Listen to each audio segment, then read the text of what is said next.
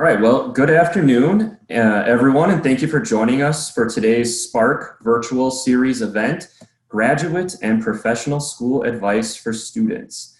My name is Tony Hansen, and I am a Regional and Licensing Associate at WiSys. For those of you not familiar with WiSys, we are an independent, nonprofit supporting organization of the UW System comprehensive campuses, specifically in the areas of intellectual property protection, technology commercialization, grant funding, among others. Each year, WiSys hosts its annual symposium, Spark, and welcomes faculty, staff, and students, as well as industry representatives from across the state to honor research, innovation, and entrepreneurship in the UW system. This year, in place of the large in-person events, we have developed a series of virtual events to ensure we are still providing quality content to our campuses and highlighting the campus innovators.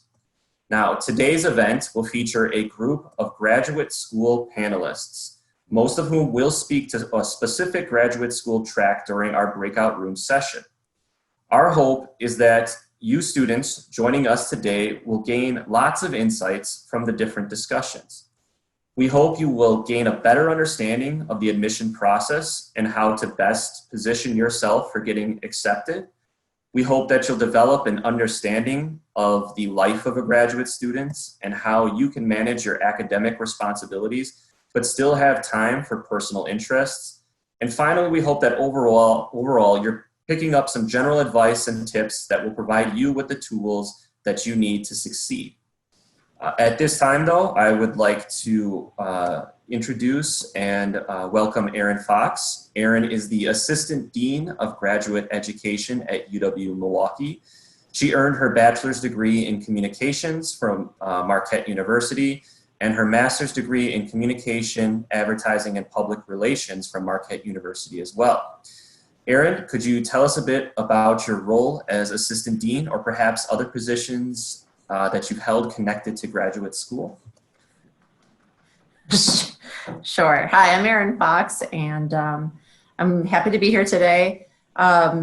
I worked at Marquette University for about 11 years, so that's just down the street. It's a private institution, Jesuit institution down the street, where I did get both of my degrees, and my father worked at for about 17 years as the director of admissions prior to me.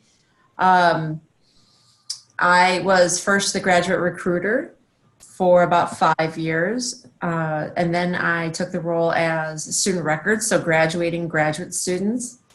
And then finally, I took the role as director of graduate admissions for 2 to 3 years, I think that was, before I applied for the role of director of graduate education at UWM. And I was at UWM for a couple of years before I was given the role of assistant dean. So same office. So of course, UWM is a state institution. It's public and it's right down the street. So it's a bit of a competition. About double the amount of graduate programs that I was used to. We have about 135 different master's certificates and doctoral programs. Double the number of students. We have about 4,700 graduate students in total. My role is everything that starts from recruitment and marketing, which was a component I had built at UWM. They weren't previously doing recruiting and marketing. Admissions work all the way through to graduation. So that includes fellowships, keeping in touch with records and retention, all the way to the end of the cycle for all the graduate students. Graduate schools often have something what's considered either program graduate schools or program graduate programs, but more often than not, there are centralized graduate schools, which means that all graduate programs report into a central graduate school. So we are a centralized graduate program, centralized graduate school. So I've been at UWM now, this is my 9th year. Wow, fantastic.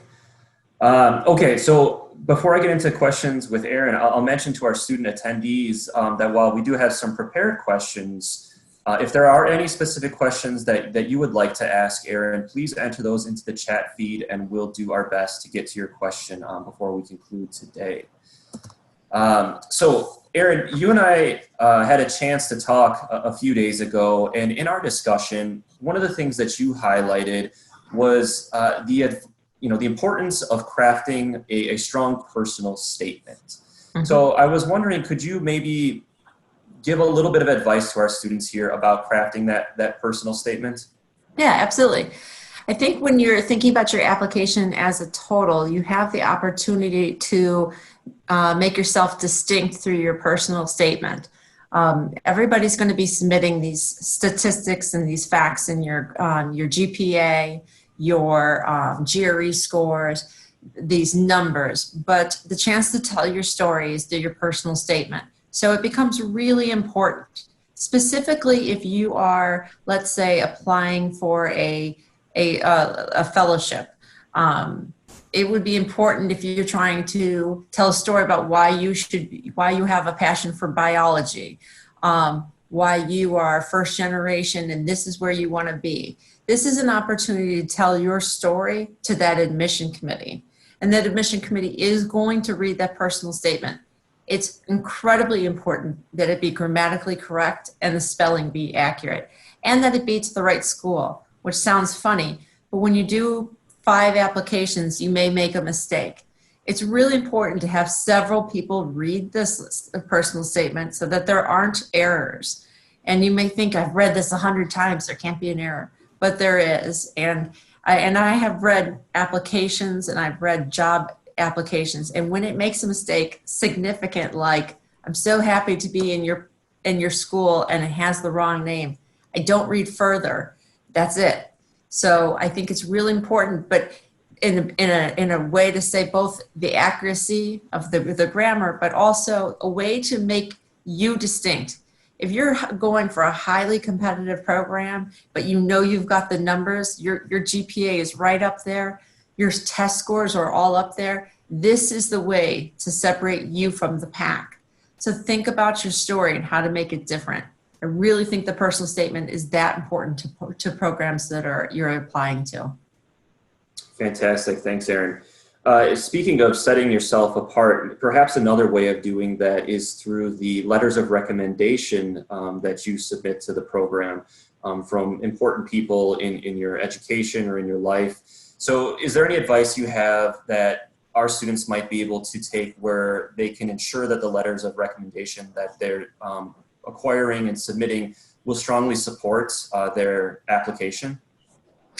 Yeah, when I was just in the break-off group, it was mentioned that if somebody says, I'm not sure that's what you want, if you ask them, then you should not go any further. You don't want to convince somebody, and that is a tip saying, I'm not going to write a good letter for you. So bail on that idea. But other than that, there's a way to separate yourself from the pack there too. If you go to a faculty member, realize that faculty member is going to get 50 requests at the end of every term from different students asking for a letter of recommendation. So they're going to be standardized. They're all going to sound kind of the same.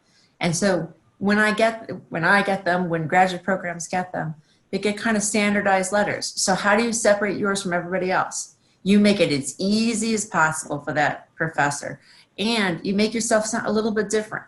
You send them your resume. If you were in, let's say, humanities program, and you wrote something great, a short essay, or you were in a class with them where you did a project, you submit that electronically with your resume, and just to remind them who you were and what you did excellent. And you ask them kindly, here's all the information you need. This is where it goes.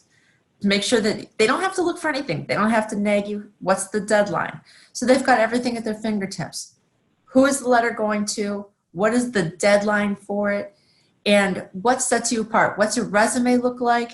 And why do they remember you? Because you may think they remember you, but they're getting 50 requests for this every term, and they've got to sit down one weekend and they're going to pump through these things. So if you provide something that's an easy top of the mind thing, this can set you apart, and they're going to be able to refer to something. So I think if you can find a way to stand out, that's a good way to do it. If you have a personal relationship with them, even better.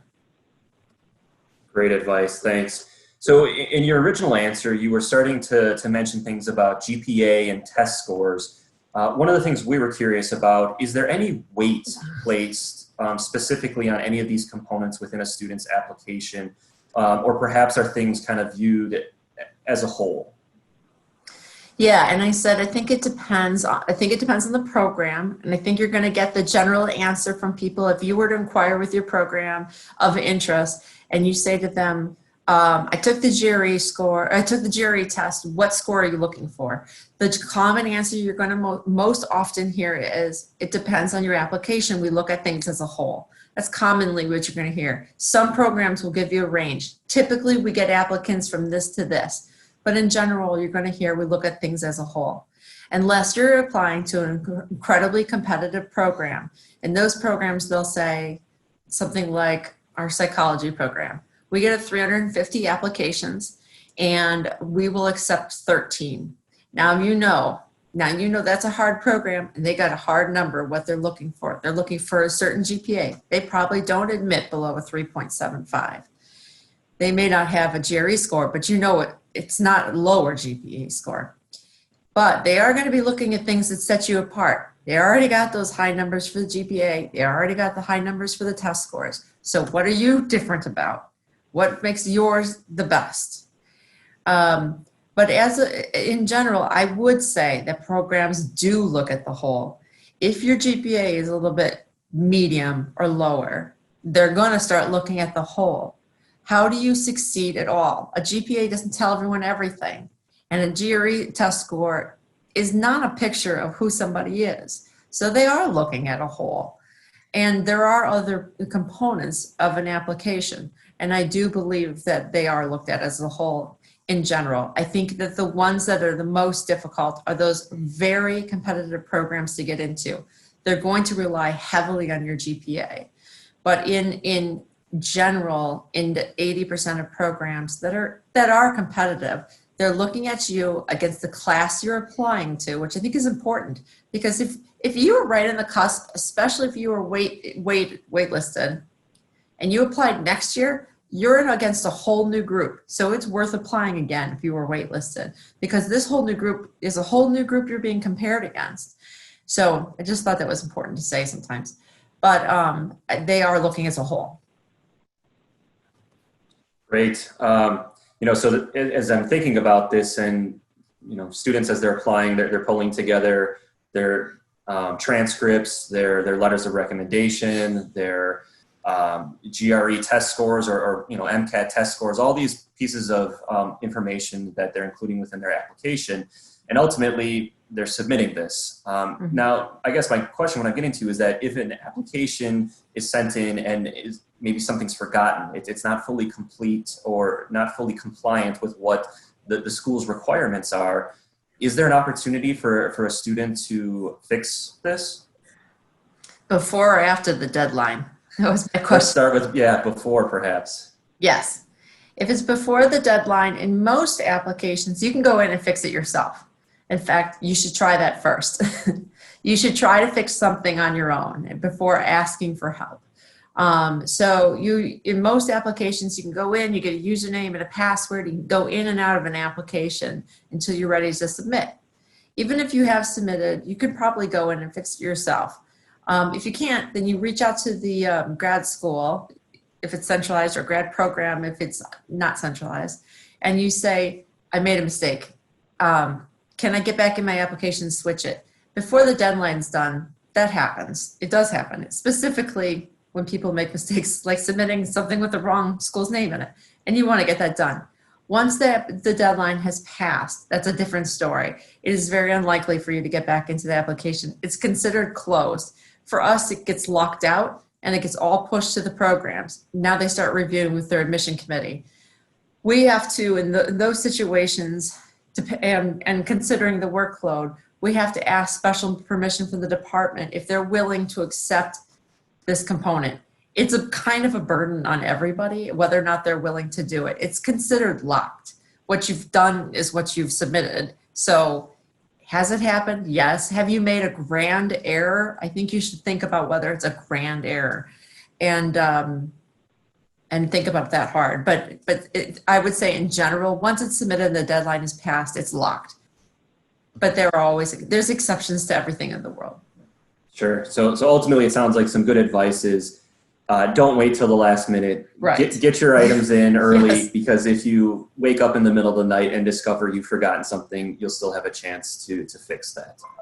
Yeah, I think we had talked about that. The best thing is to get that stuff in early because there are certainly people who wait to the last minute till midnight, and those are probably the people who are realizing, oh crap, it is always best to do it a little bit early. Start thinking about things in advance and kind of putting your pieces in advance. Great, thanks. One question that in kind of an area that we discussed previously too that I thought would be beneficial to revisit today was etiquette practices. So can you speak to etiquette practices, whether electronically or perhaps over the phone or in person for students that are applying to various programs? Sure. We talked a little bit about, I think that students hesitate to contact us. In fact, I had a faculty member hesitate to contact me for 6 weeks yesterday. And I thought, why did you wait 6 weeks to ask me this? And she said she didn't want to bother me. And I thought, but it's my job. So I thought it was kind of silly that she waited 6 weeks. Now it's an emergency. It's the same thing with students. They don't want to bother us. And I think right when the breakout group I was in, a gentleman was about to ask a question before I closed about building rapport. You don't necessarily need to build a rapport with the graduate school. We're just processing your applications in most cases. So it's not important to build a rapport with us. But you should never hesitate to ask a question. That is our job. And we don't mind doing our job. I think that it's important to remember in an etiquette kind of way, you could just ask it once though. So if you ask that question about, you should try to find the answer yourself. If it's an obvious question like, what are your open hours? Or what is an application deadline? Or something that seems obvious. But beyond that, if you have a question like, I can't get into my application, or I think my GRE scores haven't reached you, or something that is not obvious, we are there for that reason. That is why we have our jobs. So do not hesitate to reach out for any reason. And I think that sometimes people wait until emergencies, and you shouldn't worry about that. Also with your programs, don't hesitate to reach out and, one time, I think, and ask a question if you have it. And submit your question either by phone or email. I think email is always best. Faculty work late into the night, and they often respond to email at night. I tend to be at meetings during the day and respond at night. Not that that's, whatever. But I think that, email is something that I can get to when I get to it. Which was for the graduate schools, it tends to be within 24 hours, but I think it gives me the opportunity to do it a little bit more in my time than theirs. However, when people do it really quickly because you're kind of an instant, you expect an instant answer, that's a little bit, give us a second. Looking up your GRE scores is going to take a little bit of time. So, prompt response should be within 24 to 48 hours. So give us 24 to 48 hours. I think that's appropriate. No, I think that's really helpful and good advice for the students here today. So maybe just as a short follow-up question to that, when corresponding, say, with the admissions office, is there anyone in particular typically within an admissions office that's best to be the first point of contact for? Well, I think in most places you can just tell your problem to whoever answers the phone, and they'll direct to the appropriate person, to be honest. Because people will ask for me, and I don't deal actually with applications. I haven't in a long time. I'm kind of like, when something goes terribly wrong, then it comes to me. But in our office, unlike when I worked at Marquette, there were 2 admissions people, and they just kind of, whoever you got. In our office, we divide things up by school and college so that each person is a specialist in their school and college. So the question you're going to get is, oh, you're asking about your application. What program are you applying to? And then that goes to the specific person. So, so you definitely just want to just talk to the person and tell them what your problem is in a brief statement, and they'll get you to the right place. Our receptionist is really talented and sometimes can answer the question herself. But if she can't, she'll get you to the right place. So I think that's most cases. Some grad schools are staffed by a student employee, so she'll just get you to, or he will get you to the right place. Great. So don't be afraid to reach out, and they'll connect you with the right No, individual. don't be afraid at all.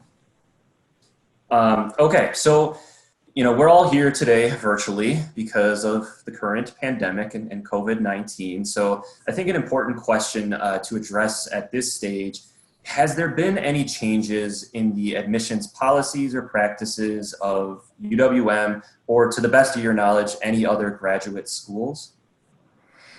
Yeah, we talked about this a little bit. I think a lot of policies have changed for current students. Lots of leniencies in order to have flexibilities. Some enrollment waivers for students who just have to enroll in one more credit to graduate, things like that. But in case of applying students, we have learned to be almost completely virtual. We still have to go in and get the mail to scan the transcripts in. And but other than that, we quickly adapted to, we thought that students wanted to have a paper admission or denial letter. We thought that they wanted that. And so as soon as the first week that we got home, we were like, well, the first day, we figured out how we could do a secure login, and it would be electronic.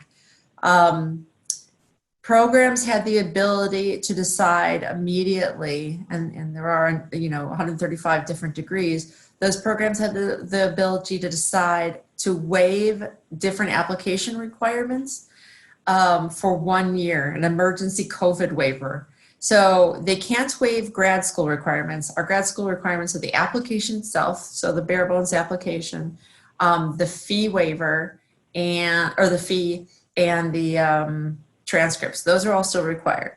But everything else, personal statements, letters of recommendation, GRE scores, interview, those are all flexible based on what the department wants to do. And they quickly had to make a decision, what were they willing to be flexible about? Usually that takes governance. They have to say to the governance committee, we want to skip the GRE.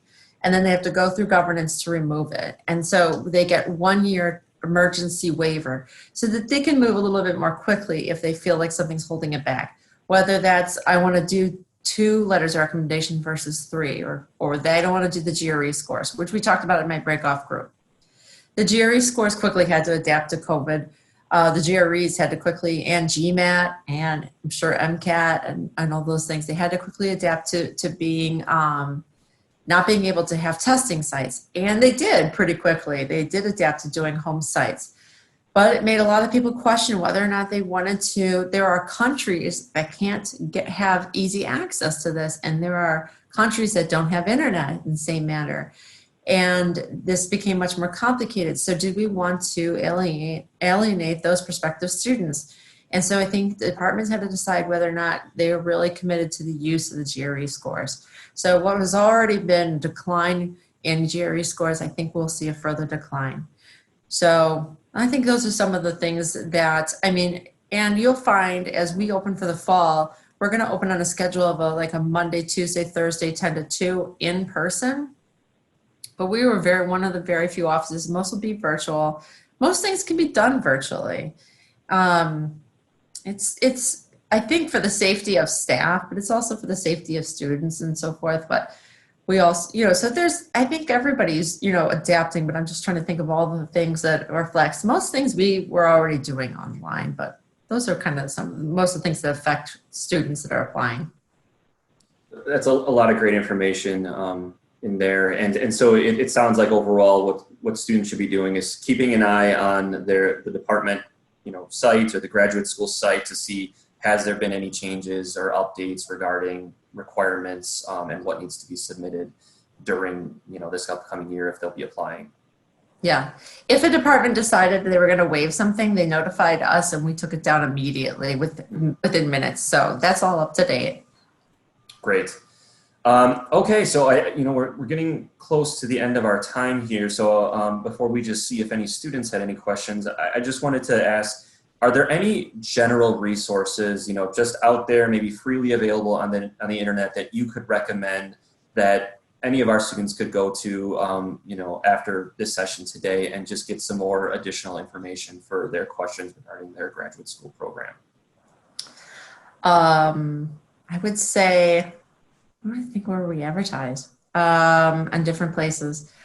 I think the best thing is to scour the sites that you, the school sites that you like. We did a focus group one time. I think this was really interesting to ask students, how did they find the graduate school that they liked?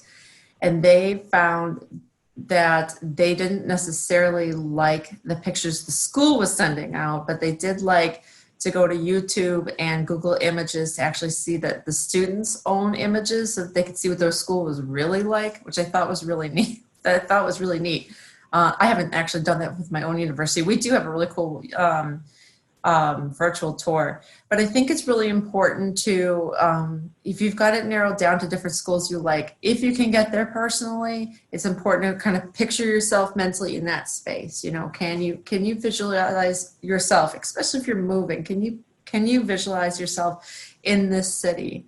So if you can get there, try to get there. If you can't, get a virtual tour, be thorough, scour the sites, try to reach out to faculty members and communicate, do that research and get all in that site is what I would say.